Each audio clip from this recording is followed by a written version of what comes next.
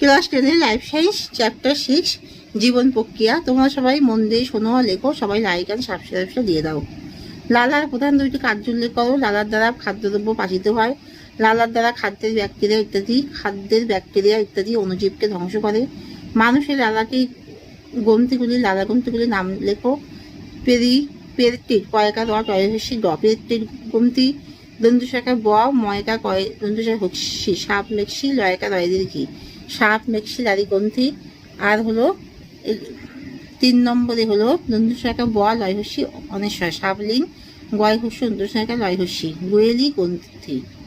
পাকস্থলী পাচন প্রক্রিয়ায় প্রোটিন উৎসেচকটির নাম কি? পেপসিন কয়কা প দন্তুশস্যি দন্তন। পাকস্থলী রসে থাকা উপাদানগুলির নাম লেখো। পাকস্থলী রসে থাকা উপাদানগুলির নাম হলো যথাক্রমে পেপসিন, হাইড্রোক্লোরিক অ্যাসিড ইত্যাদি। পাচক উৎসেচক বিহীন একটি পাচক রসের নাম লিখো। পিত্তরস। অগ্ন্যাশয় রসের প্রোটিন বিশ্লেষণকারী এবং স্নেহ বিশেষণকারী উৎসেচকের নাম লিখো।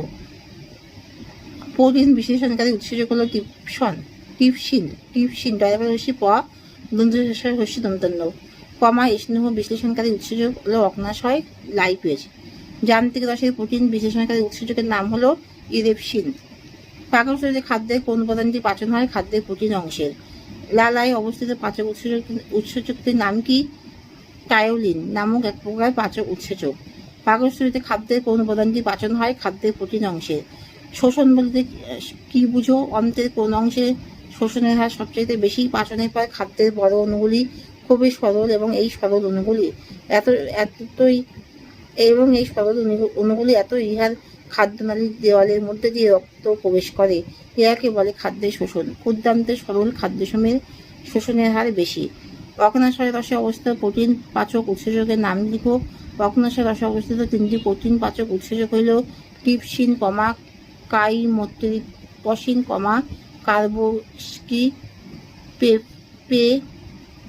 পেপটাইডেজ। কয়কা বয়রে পোকা পয়দশয় হস্যি কার্বোক্সি পয়কা টয় আকা হস্যই ডয়কা জ পেপটাইডেজ।